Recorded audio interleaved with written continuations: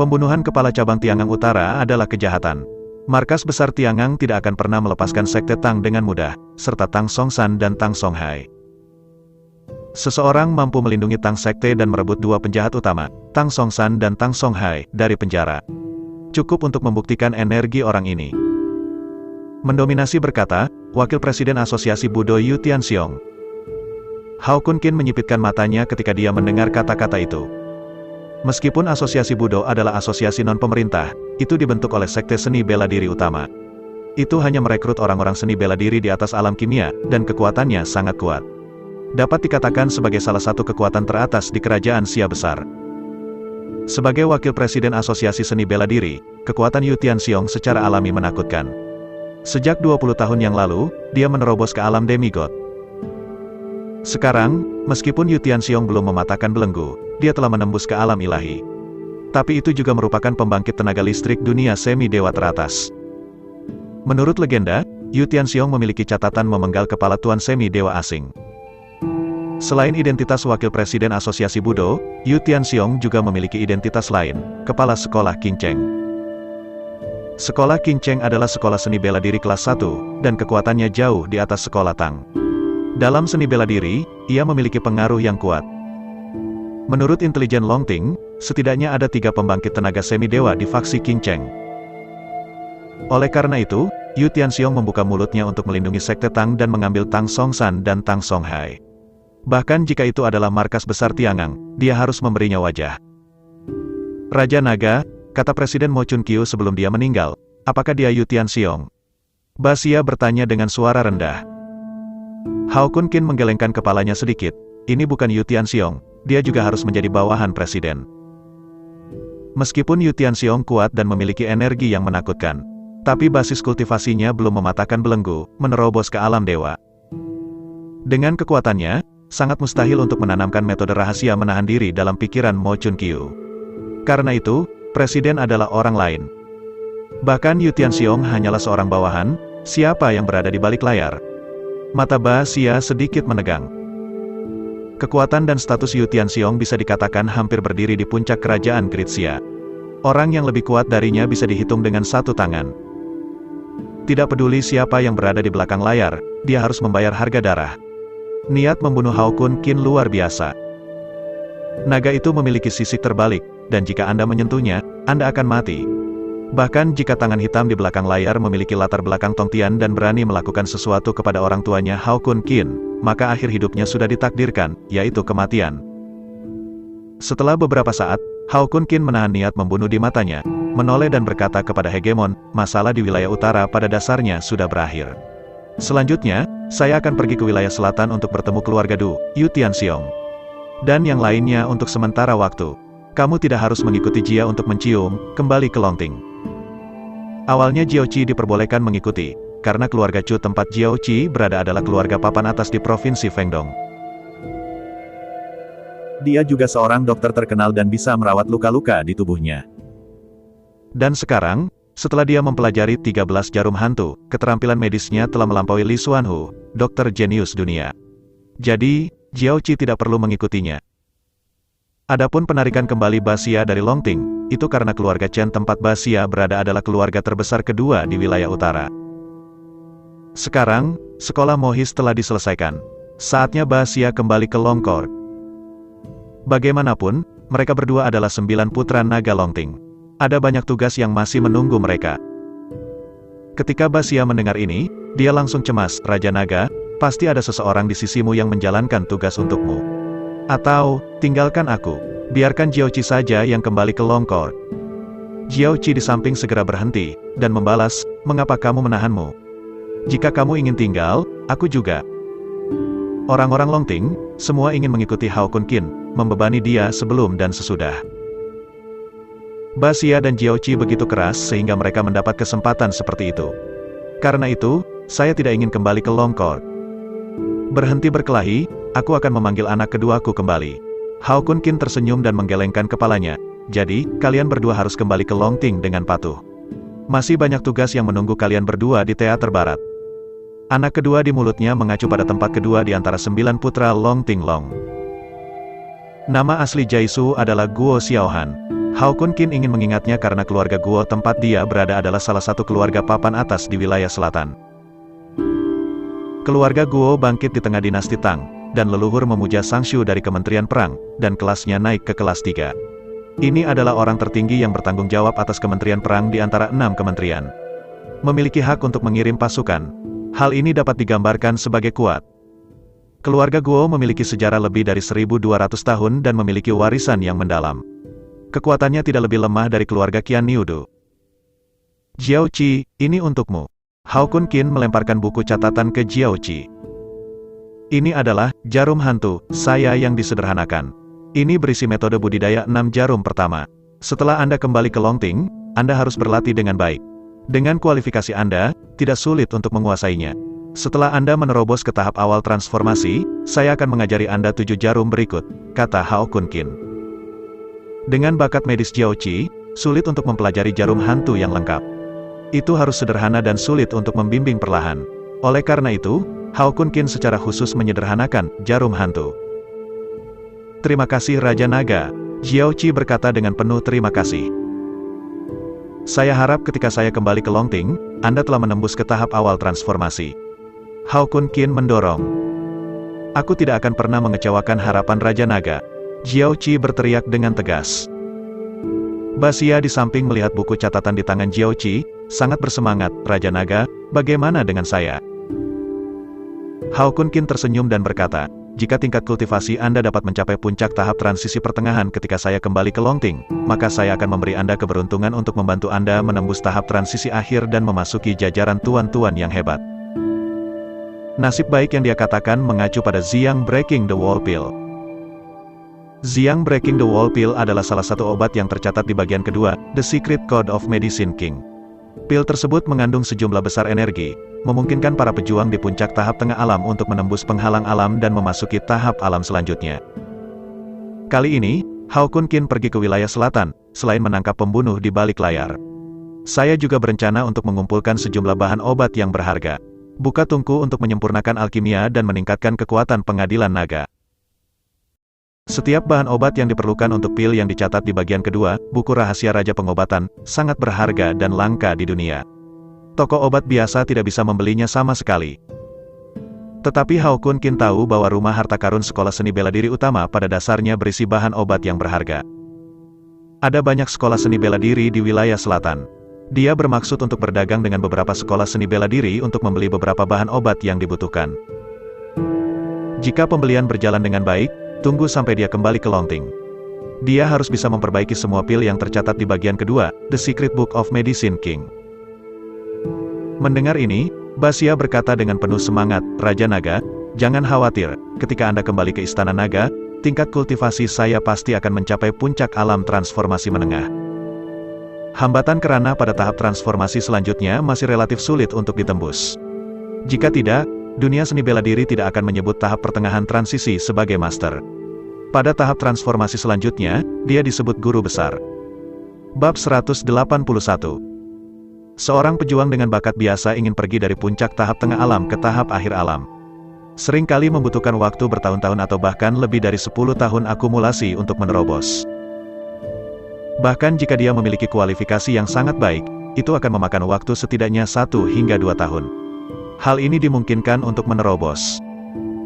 Jadi, ketika dia mendengar janji Hao Kun Qin, tidak sabar untuk segera kembali ke Istana Naga dan mulai mengabdikan dirinya untuk berkultivasi. Hao Kun Qin melihat semangat di wajah Basia, tersenyum, dan berkata, kamu mengucapkan selamat tinggal kepada keluargamu, dan kemudian kembali ke Longting. Ya? Basia dan Jiao Qi menjawab. Setelah mereka berdua pergi, Hao Kun Qin memanggil Jai Ruo dan menyuruhnya kembali ke wilayah selatan untuk bersiap. Setelah menerima perintah, Javier melompat dengan penuh semangat, tanpa jejak dari Master Agung dari alam transformasi puncak. Di mata semua orang di Longting yang iri, Jai Su bergegas ke wilayah selatan. Yun Chang, aku akan pergi ke wilayah selatan untuk menangani beberapa hal. Apakah kamu ingin pergi denganku? Hao Kun Qin memutar telepon Gu Yun Chang dan berkata dengan lembut. Meskipun dia pergi ke wilayah selatan kali ini, dia pasti akan diserang oleh keluarga Du, Sekte Tang, dan bahkan faksi Qing Cheng. Tetapi jika dia sendirian, keselamatan Gu Yun Xiang tidak akan pernah terancam. Oleh karena itu, perjalanan ke wilayah selatan ini tidak berbeda dengan traveling. Gu Yunxiang bahkan tidak memikirkannya, dan langsung setuju, ya. Hao Kunkin tersenyum, kalau begitu persiapkan dirimu, dan aku akan menjemputmu sebentar lagi. Setelah menutup telepon, Hao Kunkin datang ke halaman. Ho Qin sedang duduk di kursi malas, berjemur di bawah sinar matahari. Ayah, aku akan pergi ke wilayah selatan dan tinggal di sana sebentar. Jika kamu punya sesuatu di rumah, tolong hubungi aku kapan saja, kata Hao Kunkin. Ho Qin berkata dengan terkejut, kamu juga ingin pergi ke wilayah selatan. Hao Kunkin mendengar ini, dengan sedikit keraguan di matanya, ayah, apakah kamu ingin pergi juga? Ho Qin mengangguk dan berkata, sepupumu, Qin Wenhao, pernikahannya akan diadakan lusa. Undangan sudah dikirimkan beberapa waktu lalu. Saya pikir Anda sangat sibuk, jadi saya akan pergi ke pesta pernikahan sendirian. Ayah, Wenhao akan menikah, kamu harus memberitahuku. Aku pasti akan pergi ke sana, kata Hao Kunkin. Jika dia berada di teater barat saat ini, dia pasti tidak akan bisa menghadiri pernikahan sepupunya. Tapi sekarang, dia tidak berada di zona perang barat, dia secara alami punya waktu untuk menghadiri pernikahan sepupunya. Selain adik Qin Feng sendiri, Ho Qin juga memiliki sepupu jauh bernama Qin Jian. Qin Wenhao adalah putra Qin Jian, 2 tahun lebih muda dari Hao Kunkin. Ketika keduanya masih muda, mereka sering bermain bersama. Baru kemudian, Qin Jian membawa keluarganya berbisnis di wilayah selatan dan menetap di wilayah selatan. Oleh karena itu, hubungan antara kedua keluarga secara bertahap menghilang. Telepon saja setiap hari tahun baru. Saya membeli tiket sekarang. Seharusnya sudah terlambat, atau ayo naik kereta berkecepatan tinggi, kata Ho Qin. Hao Kunkin menggelengkan kepalanya, dan berkata dengan acuh tak acuh, ayah, serahkan padaku. Keluarga sepupunya Qin Wenhao tinggal di Provinsi Ning'an dan kota Dingyuan. Dibutuhkan lebih dari 3 jam untuk terbang dari Jiangcheng. Jika Anda menggunakan kereta api berkecepatan tinggi, Anda harus pindah, yang terlalu memakan waktu. Dia acuh tak acuh, tetapi dia terlalu membuang orang tua itu. Karena itu, lebih baik terbang. Adapun soal tiket pesawat, serahkan saja ke Jiangchuan. Yun Chang, waktu keberangkatan telah diubah menjadi besok. Juga, bersiaplah, besok akan ada seseorang yang akan pergi ke wilayah selatan bersama kita. Hao Kunkin memanggil Gu Yunchang. Setelah memanggil Gu Yunchang, Hao Kunkin memanggil Jaisu lagi. Biarkan saja dia berdiri di kota Dingxi tanpa mengambil pesawat. Keesokan harinya, ketika Gu Yunchang melihat Ho Qin, pipinya memerah, dan dia tidak bisa berbicara dengan gugup. Meskipun itu bukan pertama kalinya dia melihat Ho Qin. Tapi sebelumnya, identitasnya hanya teman sekelas SMA Hao Kunkin. Tapi sekarang, dia telah menjadi pacar Hao Kunkin. Menantu perempuan yang bau itu melihat ayah mertuanya. Secara alami gugup. Ayah, ini pacarku Gu Yunxiang. Seorang anak dari keluarga Jiang Chenggu. Kamu pernah bertemu sebelumnya. Hao Kunkin memperkenalkan sambil tersenyum. Aku sudah melihatnya. Ho Qin memandang Gu Yunxiang dengan puas, dan mau tak mau memberi Hao Kunkin acungan jempol rahasia. Gu Yunxiang cantik, memiliki pendidikan keluarga, dan berpengetahuan luas, hangat, dan berbudi luhur. Menantu perempuan seperti itu, dia puas dengan 100.000. Wen Tian, jika kamu berani menggertak Yunchang, aku tidak bisa membiarkanmu, kata Ho Qin dengan wajah serius. Jangan khawatir, ayah. Hao Kunkin tersenyum dan memegang tangan Gu Yunxiang.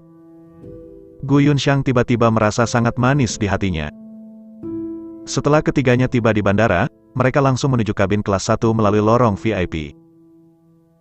Jika bukan karena Hao Kunkin yang menekankan Jiangchuan, jangan terlalu menonjolkan diri. Jiangchuan akan langsung mengirim mereka ke kota Dingyuan dengan jet pribadi. Lebih dari 3 jam kemudian, pesawat tiba di bandara kota Dingyuan. Setelah Hao Kunkin dan ketiganya keluar dari bandara, mereka melihat seorang pria muda yang kuat memegang sebuah tanda. Nama Ho Qin dan Hao Kunkin tertulis di papan itu. Penulis yang baik, Hao Kunkin tersenyum dan melambai. Setelah Qin Wenhao mendengar teriakan Hao Kunkin, matanya berbinar dan dia berjalan ke arah mereka dengan cepat. Paman, sepupu, seru Qin Wenhao dengan gembira. Meskipun saya belum bertemu satu sama lain selama bertahun-tahun, keintiman dalam darah tidak dapat dihapus dari waktu ke waktu. Sepupu, siapa ini? Qin Wenhao bertanya sambil tersenyum sambil menatap Gu Yunxiang di samping. Ini pacarku Gu Yunxiang, Hao Kun Qin memperkenalkan. Halo kakak ipar, Qin Wenhao menyapa. Halo, Gu Yunxiang mengangguk malu-malu. Qin Wenhao mengambil inisiatif untuk memberi hormat dari Hao Kun Qin dan berjalan menuju kendaraan off-road bersama mereka bertiga. Sepupu, kita belum pernah bersama selama bertahun-tahun. Kamu bahkan tidak ingin datang ke kota Dingyuan untuk menemuiku, keluh Qin Wenhao. Hao Kun Qin tersenyum, bukankah ini datang untuk menemuimu? Saya tidak berharap bahwa dalam sekejap mata, Anda akan menikah. Qin Wenhao tersenyum dan menggaruk kepalanya.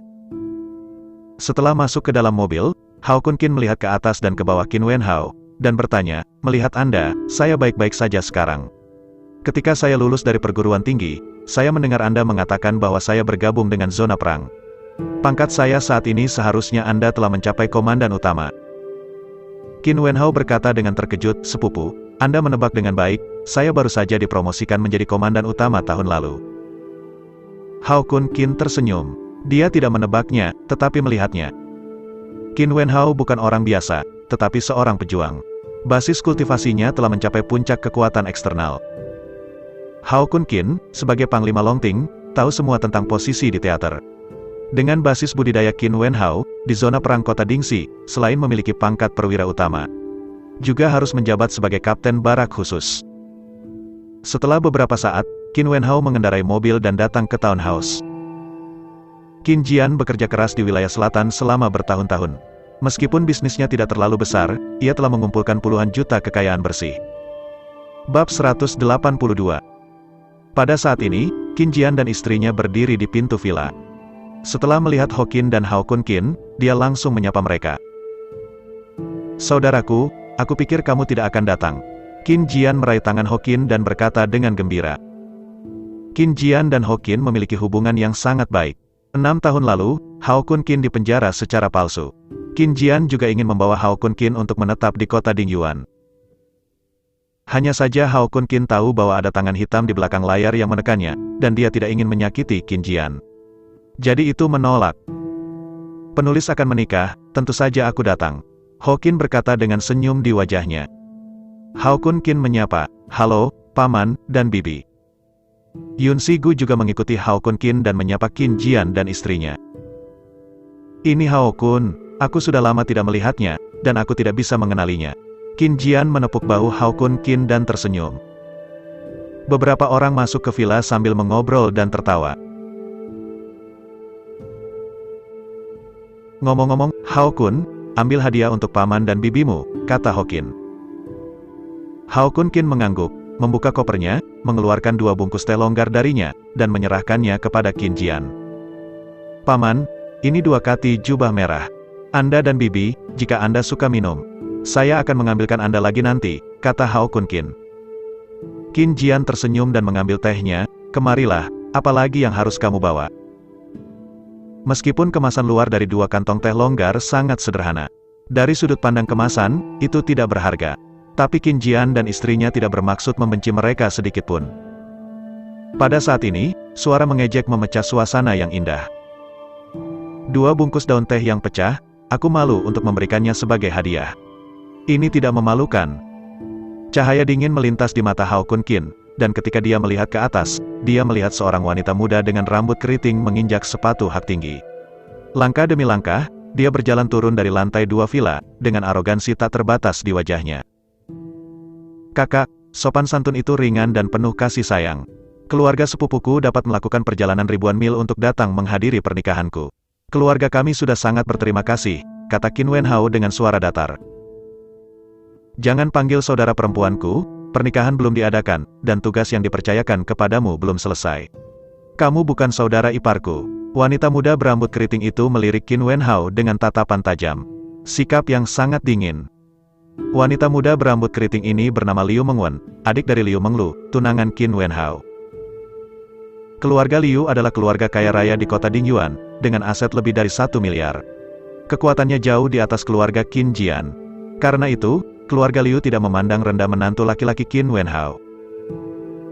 Jika bukan karena Liu Menglu menyukai Qin Wenhao, dia tidak akan menikah. Keluarga Liu tidak akan pernah menyetujui pernikahan ini.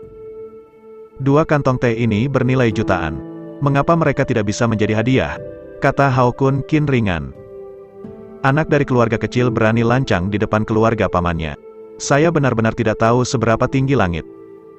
Jika bukan karena alasan bahwa dia adalah saudara ipar Qin Wenhao, Hao Kun Qin akan bisa menamparnya menjadi daging dengan tamparan. Bernilai dalam jutaan, apakah menurutmu 2 kantong teh pecahmu adalah Da Hong Pao terbaik? Liu Mengwan mengejek. 2 bungkus teh ini adalah Da Hong Pao teratas. Hao Kun Qin mengangguk. Ho Qin tahu bahwa Qin Jian suka minum teh, jadi dia dengan sengaja mengemas 2 kati dari amplop merah besar yang diberikan Hao Kun Qin kepadanya sebagai hadiah. Hahaha, apakah kamu pikir aku idiot? Ini sangat bodoh. Bahkan jika keluarga Liu kami tidak dapat membeli amplop merah besar teratas, kamu dapat membelinya bahkan jika kamu seorang tahanan. Bisakah kamu membelinya? Liu Mengwan berkata dengan jijik. Hanya teh yang dipetik dari pohon induk Da Hong Pao yang dapat disebut sebagai Da Hong Pao teratas. Teh jenis ini tidak dijual berdasarkan kati atau 2, tetapi dijual atas dasar pengekangan. Harga setiap gram top Da Hong Pao lebih mahal dari emas. Dan tidak ada pasar, dan orang biasa tidak dapat membelinya. Meskipun keluarga Liu adalah raksasa teratas di kota Dingyuan, dengan aset lebih dari 1 miliar. Tetapi juga tidak dapat membeli Da Hong Pao atas. Oleh karena itu, Liu Mengwan tidak percaya bahwa 2 kantong teh longgar ini akan menjadi Da Hong Pao teratas yang sebenarnya. Adapun mengapa dia tahu Hao Kun Qin berada di penjara, itu karena informasi dari anggota keluarga Qin Wenhao, dia sudah mengerti dengan jelas dari mulut saudara perempuannya. Dia tahu bahwa Qin Wenhao memiliki kerabat jauh di wilayah utara. Di antara mereka, sepupu Yuan Fang, Hao Kun Qin, ditangkap di penjara. 2 bungkus teh ini adalah bungkusan merah besar teratas. Jika kamu tidak percaya, kamu dapat menemukan master teh untuk mencicipinya, kata Hao Kun Qin ringan. Apakah kamu pikir aku tidak dapat menemukan master upacara minum teh? Seorang sampah yang telah dipenjara, berani berpura-pura dipaksa di depan wanita ini. Hari ini, aku akan membuatmu kehilangan muka. Liu Mengwan mendengus dingin. Dia mengangkat telepon, menemukan panggilan di buku alamat dan memutarnya. Hei, Tuan Sun, saya punya 2 kilogram jubah merah berkualitas tinggi di sini. Saya ingin Anda merasakan keasliannya. Wajah Qin Jian sedikit tenggelam. Sun tua yang dibicarakan Liu Mengwan, dia tahu, dan namanya Sun Yaohua, yang paling mahir dalam upacara minum teh di kota Dingyuan. Liu Mengwan memanggilnya, tidak diragukan lagi ingin menamparkan Hao Kun Qin dengan keras. Mengwan, beri wajah pamanmu. Masalah ini telah terungkap, kata Qin Jian kepada Liu Mengwan dengan suara yang dalam. Menurutnya, Hao Kun Qin harus berusaha menyelamatkan muka, jadi dia mengatakan bahwa teh curah adalah Da Hong Pao teratas. Meskipun melakukannya, ada sesuatu yang salah. Tapi bagaimanapun juga, Hao Kun Qin adalah keponakannya, dan dia tidak bisa hanya melihat Liu Mengwan menamparkan wajahnya. Memberimu wajah? Kamu pikir kamu siapa? Jika bukan karena saudara perempuanku yang buta dan jatuh cinta pada Qin Wenhao, kamu tidak akan pernah memiliki kesempatan untuk berdiri di depan wanita ini. Liu Mengwan melirik pada Qin Jian, dan mengatakan sikap yang sangat dingin. Sangat arogan. Qin Jian gemetar seluruh, dan ketika dia hendak mengatakan sesuatu, Hao Kun Qin memotongnya. Paman, jangan khawatir.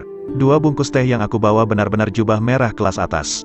Hasil dari mencicipinya akan menamparkan wajahku, kata Hao Kun Qin. Qin Jian tidak bisa membantu tetapi berkedip di matanya ketika dia mendengar kata-kata itu. Meskipun dia tidak melihatnya selama bertahun-tahun, dia tahu bahwa Hao Kun Qin bukanlah orang yang sembrono. Sejak Hao Kun Qin mengatakan ini, itu membuktikan bahwa dia cukup percaya diri. Apakah 2 bungkus teh ini benar-benar jubah merah terbaik? Tanya Qin Jian dalam hati. Setengah jam kemudian, seorang lelaki tua berusia 70 tahun, dengan untaian manik-manik cendana merah kecil, perlahan berjalan ke villa, dengan rak besar. Sun Yaohua adalah anggota asosiasi upacara minum teh negara Xia yang hebat, dia dikenal sebagai orang pertama di kota Dingyuan yang mencicipi teh dan menghargai teh. Lao Sun, ini adalah 2 bungkus teh ini. Anda bisa mencicipinya dan melihat apakah itu benar-benar Da Hong Pao terbaik, kata Liu Mengwan sambil menunjuk ke meja kopi. Pada saat ini, kecuali 2 bungkus daun teh di atas meja kopi. Semua perangkat teh yang digunakan untuk mencicipi teh juga telah disiapkan sepenuhnya. Sun Yaohua melirik kemasan luar teh. Ekspresi jijik tiba-tiba muncul di matanya. Nona Liu, Da Hong Pao teratas adalah pemandangan langka di pasaran. Setiap gram sangat berharga. Bagaimana bisa dikemas dalam kemasan yang compang camping? Karena itu, tidak perlu ditonton. Kedua bungkus teh ini benar-benar palsu. Sun Yaohua langsung membuka mulut.